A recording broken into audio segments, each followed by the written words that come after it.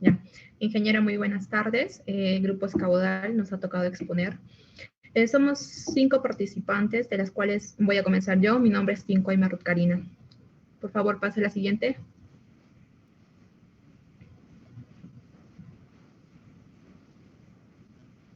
Hidrología de canales. Bien.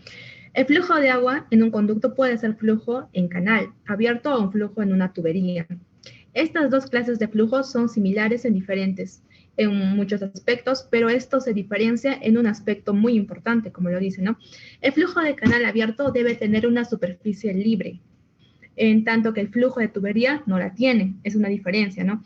Debido a que en este caso el agua debe llegar completamente al conducto, bien, como están viendo la imagen, ¿no? La siguiente, por favor. Flujo uniforme. ¿Qué es el flujo uniforme? Los canales son un conducto abierto o cerrado, en los cuales el agua circula debido a la acción de la gravedad, como lo dicen, y sin ninguna presión, pues la superficie libre del líquido está en contacto con la atmósfera. Esto quiere decir que el agua fluye, impulsa por la presión atmosférica y de su propio peso. Bien, estos se clasifican en dos, en lo que es canales naturales y en canales abiertos. En lo que es canales naturales tenemos incluye todos los cursos de agua que existen de manera natural en la Tierra, los cuales varían de tamaño desde pequeños arrochuelos en zonas montañosas hasta en quebradas, ríos pequeños y grandes arroyos, como también encontramos lagos y lagunas. Las corrientes subterráneas que transportan el agua en una superficie libre también son considerados como canales abiertos. Bien, tenemos los que son los canales artificiales, tenemos sección transversal, transversoidal, sección rectangular, sección triangular, sección parabólica. La sección trapezoidal se usa en canales de tierra debido a que proveen las pendientes necesarias para estabilidad y en los canales revestidos, ¿no? También tenemos lo que es la sección rectangular. Se usa en canales de tierra debido a que proveen las pendientes necesarias para estabilidad y en canales revestidos. Tenemos lo que es sección triangular.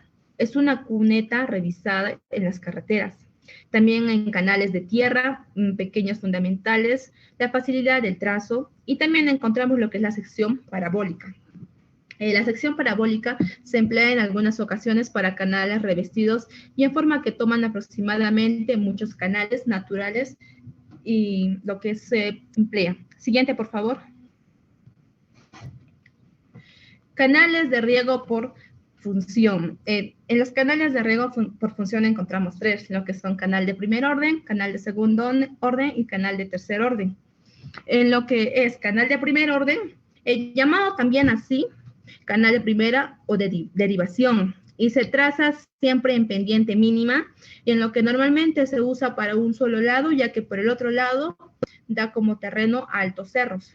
Está en el segundo encontramos lo que es canal de segundo orden, llamados también laterales, son aquellos que salen del canal principal, y el gasto que ingresa por ellos se repartirá hacia los sublaterales, como lo dice, ¿no? El área de riego que sirve un lateral se conoce como unidad de riego. En lo que tenemos en los canal de tercer orden, les voy a dar otro concepto que es llamados también sublaterales y nacen de los canales laterales, como bien lo dice. El gasto que incrementa en ellos repetido hacia los parlantes individuales a través de las tomas de granjas. Bien, tenemos lo que es elementos geométricos en los canales. Como pueden observar en la pantalla, el tirante de agua profundo de flujo está simbolizado por el D, que es la distancia vertical desde un punto más bajo, sección del canal, hasta la superficie libre, es decir, la profundidad máxima del agua es el canal. Tenemos lo que es el ancho superficial o espejo de agua, que está simbolizado por la T. El ancho de la superficie libre del agua en M, en metros, que es la siguiente es talud. Es la relación de la proyección occipital o la vertical de la pared lateral. Se llama también talud de palabras laterales de canal. La siguiente, por favor. Tenemos una clasificación de flujo de canales abiertos. En aquello encontramos lo que viene a ser flujo permanente y flujos no permanentes. En lo que es el flujo permanente se subdividen en dos, que es flujo uniforme y flujo variado. En el flujo variado tenemos lo que es flujo gradualmente variado y por segundo tenemos flujo rápidamente variado. El flujo no permanente también se subdivide en dos, en lo que es flujo uniforme no permanente y flujo variado no permanente. Y ellos se subdividen en dos, flujo gradualmente variado no permanente y lo que tenemos flujo rápidamente variado no permanente. La siguiente, por favor. Tenemos lo que es estados de flujo. El flujo laminar, flujo turbulento. ¿Qué es un flujo laminar? El flujo laminar, si las fuerzas viscosas son muy fuertes, la relación con las fuerzas inerciales, de tal manera que la viscosidad juega un papel. Lo que es flujo turbulento. En lo que es flujo turbulento, es un tipo de flujo, es el que más se presenta en la práctica de ingeniería, como bien lo dice, como estamos subyevando a nuestra carrera profesional. El flujo de turbulento, si las fuentes viscosas son débiles en la relación con las fuerzas inerciales. Tenemos lo que es cálculo de las relaciones geométricas para una sección. Bien, como pueden observar en la imagen, tenemos lo que son cuatro: el cálculo rectangular, el cálculo sección transversal, el cálculo sección triangular y por último tenemos la sección circular. Bueno, eso ha sido mi participación. Le voy a dar pase a mi siguiente compañero. Ingeniero, buenas tardes. Voy a proseguir con la exposición. Bueno, mi nombre es Edwin Carboboma Chuchón y voy a hablar sobre la energía específica. La energía específica es la suma de energías entre el tirante y la energía cinética, que son sumamente importantes, pues no solamente permiten definir el llamado tirante crítico y con ello la posibilidad de identificar flujos de naturaleza subcrítica y supercrítica, sino que además los conceptos revisados en esta sección permiten dar respuesta a diversos casos prácticos. De otro modo, difícilmente podrían ser resueltos, como son los asociados a la presencia de gradas o cambios de la rasante del canal, la existencia de angostamientos o ensanchamientos de la sección y el caso de un canal alimentado por un reservorio. Bueno, en este gráfico,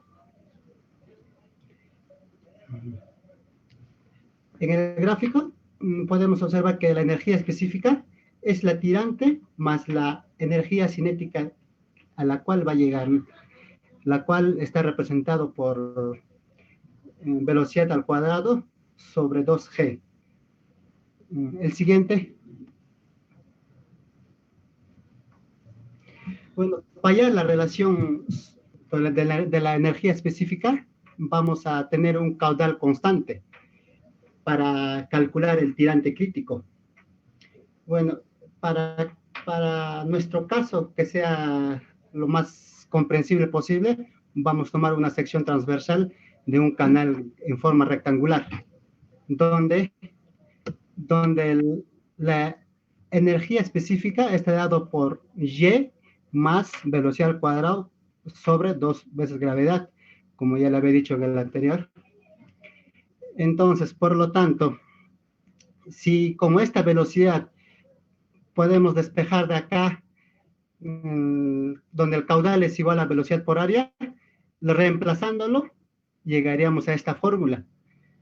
Y también como el área es igual base por altura, reemplazando, llegaríamos a esta ecuación, donde podemos ver un gráfico donde en el eje Y está ubicado el tirante y en el eje X está ubicado la energía, la energía específica. Como acá hay una curva que representa la energía cinética, donde nos dice que a mayor sea el a mayor sea la energía específica, va a ser menor la energía. También tenemos representado el tirante, ¿no? El tirante, como es un flujo continuo, está representado solo por una recta. Y como la energía específica es la combinación de ambos, se formaría una nueva curva, la cual es esta. ¿Y dónde vamos a poder ubicar el tirante crítico? Que es esta, donde nosotros podemos ver el tirante crítico será en el mínimo valor que puede tomar la energía. La siguiente. Entonces, para hallar el tirante crítico, nosotros debemos derivar la energía específica. Entonces, derivando tendríamos esta condición, donde vamos a igualar a 0 por ser un punto de inflexión. Entonces, de acá vamos a despejar la y nos va a quedar con este. Este será la fórmula para nosotros poder calcular el tirante crítico. Si ya tenemos el tirante crítico, nosotros podríamos tener una fórmula más específica para hallar la energía mínima, donde la energía mínima estaría dado por el tirante crítico más la energía cinética. Pero como podemos ver en esta parte subrayada, esto sería igual a esta, ¿no es cierto? En donde este sería el tirante crítico.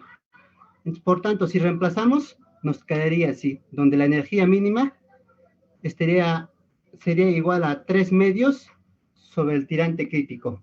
Siguiente.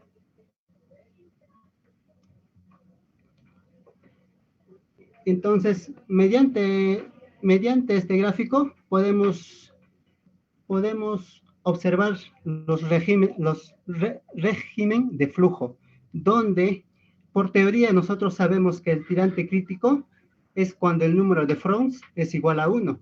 Por lo tanto, cuando el número de Fromms es menor a 1, estaríamos que el tirante sería mayor al tirante crítico. Entonces, por tanto, sería un régimen subcrítico. Y si en el caso que el número de Fromms sea mayores a 1, estaríamos en el caso que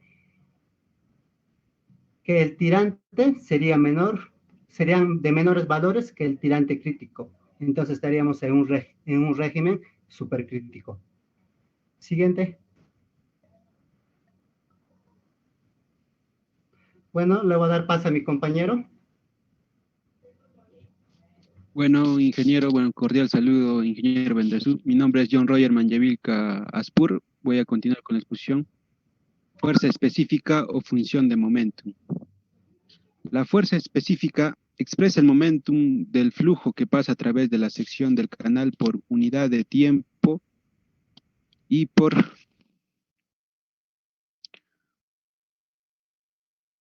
disculpe, ingeniero, a través de la sección del canal por unidad de tiempo y por unidad de peso del agua, y la fuerza por unidad de peso del agua.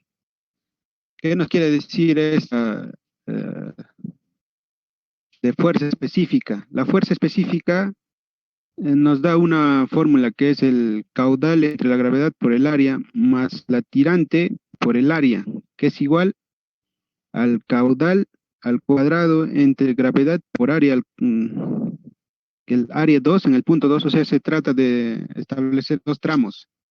En el primer tramo encontramos el punto, esto que sea el punto 1, esto que sea el punto 2. La fuerza específica nos trata de decir que con cuánta cantidad de impulso está llegando de este punto al punto 2. Si disminuye o aumenta también la fuerza del caudal. Como siguiente tenemos el salto hidráulico. El salto hidráulico se define como la elevación brusca de la superficie líquida cuando el escurrimiento permanente pasa por el régimen supercrítico al régimen subcrítico. Es un fenómeno que se conoce muy útilmente para disipar la energía hidráulica.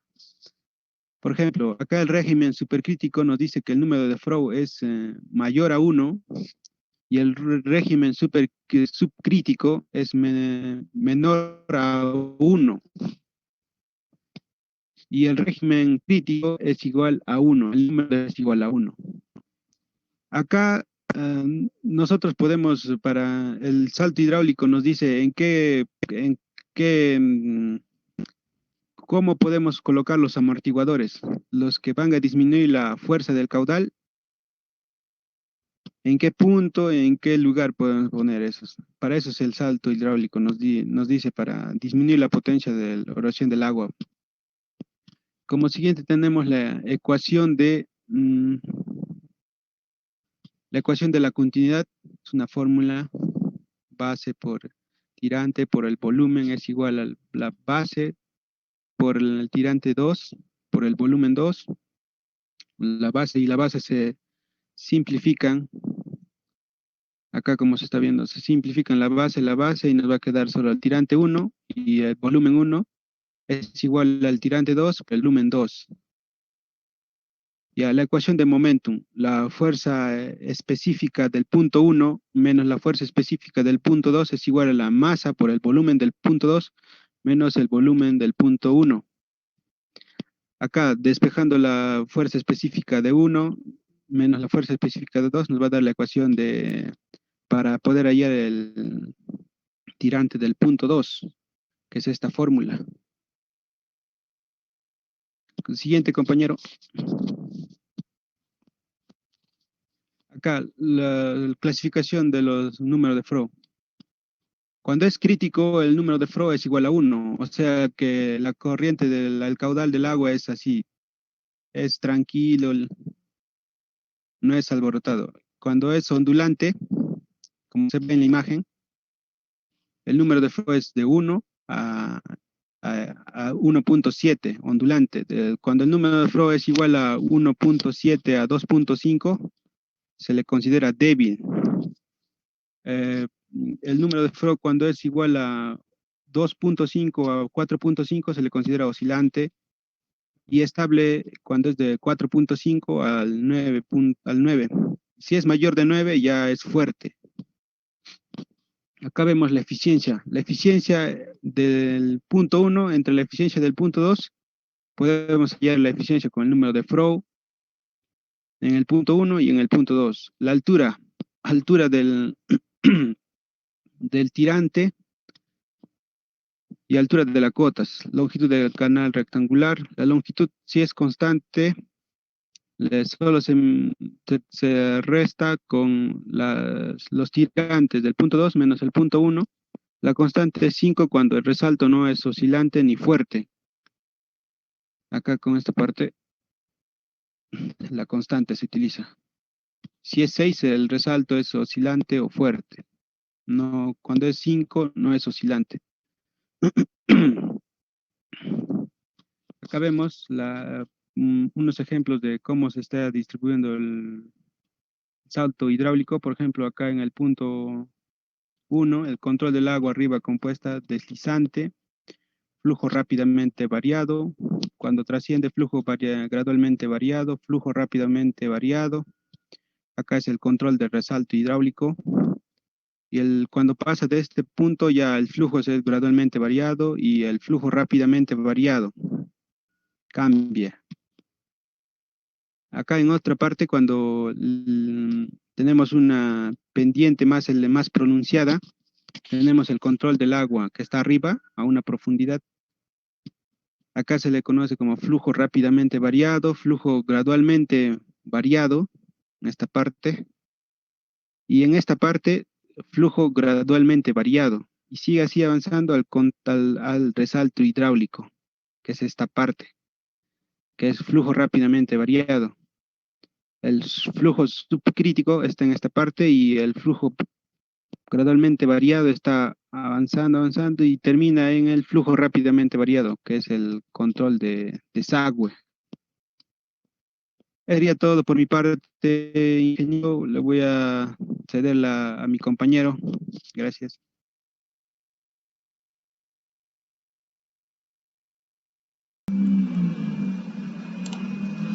Ingeniero, buenas tardes. Mi nombre es Pérez Sánchez Javier. Voy a proseguir con la exposición. En este caso me ha tocado el flujo gradualmente variado. El flujo gradualmente variado es aquel el cual los parámetros cambian en forma gradual a lo largo del canal, como es el caso de la curva de remanso. Como podemos ver, acá viene el canal y tiende a subir. Siguiente, por favor. El flujo gradualmente variado es un flujo permanentemente cuya profundidad varía de manera gradual a lo largo del canal. Para cuando el flujo, cada vez que se acerca a lo largo del tramo a un vertedero o a un obstáculo, los tirantes cada vez se van haciendo menores, ¿no? Y en el vacío se forma lo que es una curva de remanso, para lo cual se tendrán las siguientes hipótesis. La primera, la pérdida de altura en una sección del canal es igual que la del flujo uniforme, con las mismas características de la velocidad, el radio hidráulico y el coeficiente de rugosidad de la propia sección es constante. 2. La pendiente de la plantilla del canal es uniforme y pequeña, menor a 10%. Esto quiere decir que la profundidad del flujo puede medirse vertical o perpendicularmente al fondo del canal y no requiere hacer corrección por la presión ni por arrastre del aire. 3. El canal es prismático, es decir, el canal tiene alineamiento y forma constante. 4. Los coeficientes de distribución de velocidad y el de rugosidad son constantes en el tramo considerado. Siguiente, por favor. La curva de remanso. Se conoce como curvas de remanso al perfil longitudinal que adquiere la superficie libre de líquido en un canal, cuando se efectúa un escurrimiento bajo las condiciones del flujo gradualmente variado. Así como observamos en la imagen, los tirantes cada vez se hacen menores y se genera una curva que se llama la curva de remanso, hasta más o menos hasta el punto, hasta el tirante crítico, ¿no? Que como podemos observar. Siguiente, por favor. Bueno, la curva de remanso. Para medir la curva existen dos tipos, lo que son las pendientes y lo que son las zonas. En cuanto a las pendientes, existen 5 tipos de pendientes. La primera, la pendiente suave, la pendiente crítica, la pendiente fuerte, la pendiente horizontal y la pendiente adversa. La pendiente suave es cuando el tirante normal es mayor que el tirante crítico. Esto es cuando el fondo del canal es menor que el fondo crítico. Se representa con la letra M, que está catalogada en inglés, que significa mild, que significa en el español leve o suave. En lo que es la pendiente crítica, esto se da cuando el tirante normal es igual al tirante crítico, lo cual quiere decir que el fondo del canal es igual al fondo crítico. En el pendiente fuerte, esto quiere decir que el fondo del canal es mayor que el fondo crítico, entonces el tirante normal es menor que el tirante crítico, y eso se representa con la letra S en inglés, que significa step, que es empinado. Pendiente horizontal es cuando el fondo del canal es igual a 0. Este tipo de tirantes es un tipo de pendiente que se hace al infinito, tiende al infinito. También tenemos la pendiente adversa de A. El tirante normal no existe en este tipo de pendientes, por no tener significado físico, lo cual se observa al sustituir el valor negativo del fondo en la ecuación de Manning, lo que deriva una cifra imaginaria al sustituir el valor. En otras palabras, hablamos de pendiente horizontal, que se hace una pendiente horizontal. Como vemos en el gráfico, acá vemos en el fondo una pendiente igual a 0. Siguiente, por favor. Ya, en cuanto al perfil longitudinal por zonas, existen 3 zonas, donde la primera zona es el espacio de la línea superior cuando el tirante real es mayor que el tirante normal y mayor que el tirante crítico, o inversamente, que el tirante real es mayor que el tirante crítico y mayor a su vez que el tirante normal. cuando el tirante real del escurrimiento posee valores mayores al normal y al crítico. Esa es la zona 1. Ahora, en la zona 2 vemos cuando el tirante normal es mayor que el tirante real y mayor que el tirante crítico, o viceversa, ¿no? Y en la zona 3 observamos que el tirante real es menor que el tirante normal y menor que el tirante crítico. La nomenclatura de las curvas de remanso se establecen combinando el tipo de pendiente y la zona de generación del tirante. Pueden suponer 15 curvas de remanso. Sin embargo, hay curvas H1 y A1 no pueden existir, y la curva C2 no es curva propiamente, sino más bien una recta, flujo uniforme y crítico. Siguiente, por favor. Bueno, también viendo un poco más el tema de las ecuaciones, tenemos en cuanto a la ecuación dinámica de flujo gradual variado, cualquier sea el método que se va a utilizar, el cálculo de la curva de remanso se hace a partir de la ecuación dinámica del flujo gradualmente variado, que significa la derivada de y respecto a x es igual al fondo, a la pendiente del fondo menos la pendiente de energía sobre 1 menos el número de Froude al cuadrado. Ya, esa es una fórmula que es importante. Como acá observamos en el gráfico, acá vemos los tirantes, acá vemos el cambio que existe y el gasto, ¿no? El gasto, la pérdida que existe en este caso. Siguiente, por favor. También vemos una fórmula donde aparece que el Froude es igual a la velocidad respecto a la raíz cuadrada de gravedad por el GH, que significa el área de la sección hidráulica sobre el ancho de la superficie libre del agua, como fórmulas generales. Siguiente, por favor. También tenemos esta fórmula que es importante tomarla, que es una distancia de una sección considerada desde un origen arbitrario. Eso es importante. Cuando el YN significa el tirante normal, el Z, que es a su vez el tirante sobre el tirante normal, el tirante real sobre el tirante normal, es igual a la relación de tirantes de una sección cualquiera y el tirante normal. También el S sub 0 es la pendiente del fondo de canal. El teta o z, función del flujo gradualmente variado de Bress, que es importante también para poder resolver este tipo de problemas. Bueno, eso sería mi participación. Le voy a dar pase a mi compañero.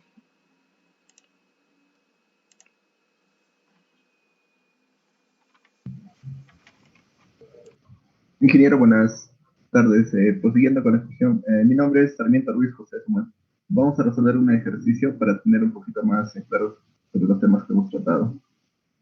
En un canal se tiene que el caudal es 2.4 metros cúbicos sobre segundo, el talud lateral 1.2 metros, el fondo es de 3.2 metros, la pendiente es 8 por 10 a la menos 4, el material del revestimiento del canal de enlucido con cemento liso. Nos pide hallar el tirante y la velocidad del agua. Los datos que tenemos están ahí. El caudal es 2.4, la pendiente 8.10, la base 3.2 y la talud 1.2. Para poder resolver esto vamos a necesitar de las fórmulas de la ecuación de Manning. Para eso también necesitamos la fórmula del área, que es igual a B más Z por el tirante, todo eso multiplicado por el tirante, el radio hidráulico, que es la base por el tirante por el talud, todo multiplicado por el tirante, todo eso sobre la base más 2 veces el tirante por la raíz cuadrada de 1 más el talud al cuadrado. Para poder hallar la n, la rugosidad, vamos a usar la tabla del valor de n de Cutter, donde en la ecuación nos dice, perdón, en la pregunta nos dice que es con cemento muy liso. De la tabla obtenemos que n va a ser igual a 0.011. Una vez que tenemos todos los datos, vamos a reemplazar en la fórmula del caudal, donde va a ser igual a 2, el caudal va a ser igual a 2.4, todo eso va a ser igual a 3.2 más 1.2 por el tirante, todo eso multiplicado por el tirante por 3.2 más 1.2 por el tirante, todo por el tirante, todo eso sobre 3.2 más 2 por el tirante por la raíz cuadrada de 1 más 1.2 al cuadrado. Toda esa ecuación del radio hidráulico le vamos a la 2 tercios multiplicado por 8 por 10 a la menos 4 elevado a la 1 medio. Todo eso dividido sobre n, que es 0.011.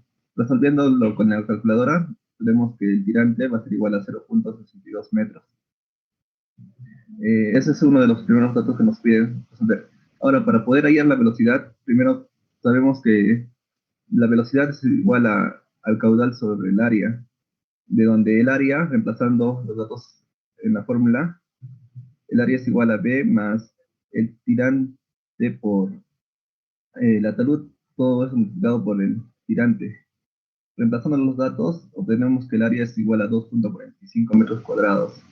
Una vez conseguido ese dato, reemplazamos en la fórmula de la velocidad, que es igual al caudal sobre el área, en el cual vamos a obtener que la velocidad va a ser igual a 0.28 metros sobre segundo. Bueno, eso sería todo, ingeniero. Gracias.